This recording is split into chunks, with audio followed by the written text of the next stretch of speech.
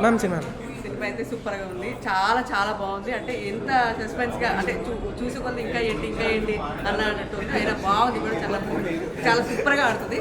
బాగుంది మ్యామ్ సినిమాలో. Very very nice movie. Thanks.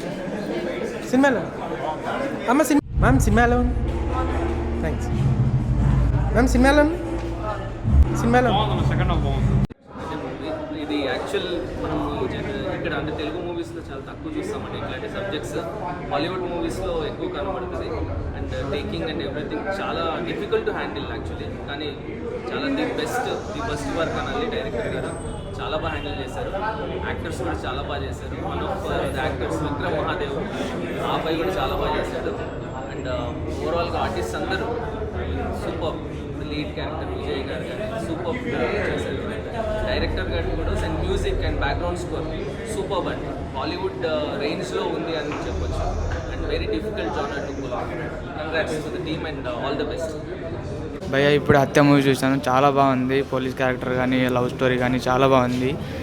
Movie మాత్రం పక్కన వస్తుంది అందరికీ, తప్పకుండా చూడండి. ఫ్యామిలీ చూడండి, లవర్స్ అయినా చూడండి, బాగా వస్తుంది మీకు మూవీ.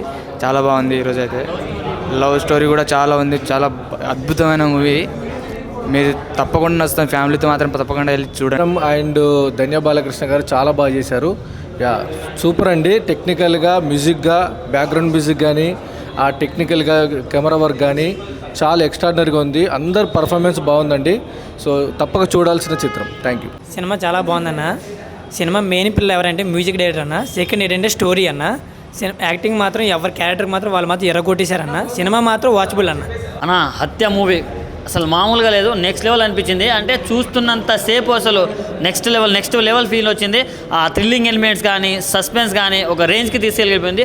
అంటే ఒక లేడీ డైరెక్టర్ అయి ఉండి ఇలాంటి సినిమా తీయాలంటే మామూలు గట్స్ అవసరం లేదు. అసలు ఆమె నెక్స్ట్ లెవెల్ డైరెక్షన్ మాత్రం చించేసింది. సో హ్యాట్స్ ఆఫ్ అండి.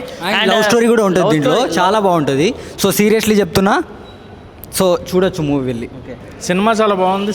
సినిమా పరంగా చూస్తే మటుకు సస్పెన్స్ కానీ, లేడీ డైరెక్టర్ అయ్యుండి కూడా ఒక సస్పెన్స్ డ్రామాని ఇలా హ్యాండిల్ చేయడం అనేది చాలా మంచి విషయం. అండ్ మ్యూజిక్ చాలా పెద్ద సెట్ అయింది. అండ్ ఆమె తీసుకున్న ఆర్టిస్టులు కూడా సినిమాకి చాలా పెద్ద సెట్. రవివర్మ గారు కానీ, ధన్య బాలకృష్ణ గారు, పూజా రామచంద్రన్ గారు. సో ఎవరికి వాళ్ళ క్యారెక్టర్స్లో అయితే మటుకు ఎరగదీసేశారు. అండ్ సిట్ టీమ్ అని, సిడిఐ అని, శివాజీ రాజా గారు కూడా చాలా కాలం తర్వాత ఒక డిఫరెంట్ రోల్లో పోలీస్ ఆఫీసర్, హయ్యర్ అథారిటీ రోల్లో చేశారు. సో సినిమా అయితే చాలా బాగుంది సినిమా పరంగా చూస్తే. కానీ ఇది ఒక వ్యక్తికి సంబంధించిన జీవిత చరిత్రని, రియల్ జీవిత చరిత్రని మన ముందు తీసుకొచ్చారు. మన అందరికీ తెలుసు వివేకానంద రెడ్డి గారి హత్య కేసు గురించి సినిమా. హత్య తర్వాత జరిగిన ఇన్వెస్టిగేషన్ ఏంటి, జగన్ గారి పాత్ర ఏంటి, ఇందులో ఎలా ఉంటుంది అని. కానీ మనందరికీ తెలిసిన నిజం, ఇందులో జగన్ గారి పాత్ర ఉంది అని చాలామంది అంటున్నారు. కానీ ఇందులో మనకు ఒక కొత్త కోణాన్ని చూపించారు. కూతురు అల్లుడు మెయిన్ రీజన్ అన్నట్టుగా చూపించారు. బట్ దీనికి పార్టీ ఏమన్నా ఉంటుందా, వాళ్ళ మీదకి మన ఇలా డైవర్ట్ చేశారా, సెకండ్ పార్ట్లో ఏమైనా రివీల్ చేస్తారా అనేది మనకు ఐడియా లేదు. బట్ డైరెక్టర్ గారి పాయింట్ ఆఫ్ వ్యూ ఏంటనేది, ఆవిడ జగన్ గారికి సపోర్టా లేదంటే నిజంగా ఆవిడ ఇన్వెస్టిగేట్ చేసి ఆవిడ తెలుసుకుని ఇదంతా తీశారా అనేది ఒక పాయింట్ నాకు డౌట్ వచ్చింది.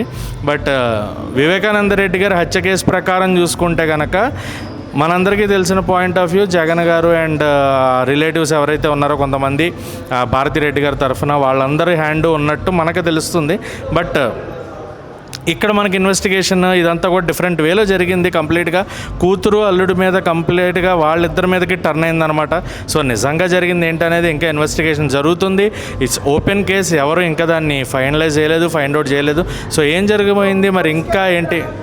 పోలీస్ క్యారెక్టర్ ధన్య బాలకృష్ణ గారు ఎరగేస్తారు నిజంగానే. ఆవిడలో ఒక కంప్లీట్ యారగెంట్ పోలీస్ ఆఫీసర్ కనిపించింది. అండ్ రగ్డ్గా కనిపించారు ఆవిడ. నిజంగా ఒక లేడీ అయ్యుండి. డైరెక్షన్ బాగుంది, స్క్రీన్ ప్లే బాగుంది, ఆర్టిస్టుల పెర్ఫార్మెన్స్ బాగుంది.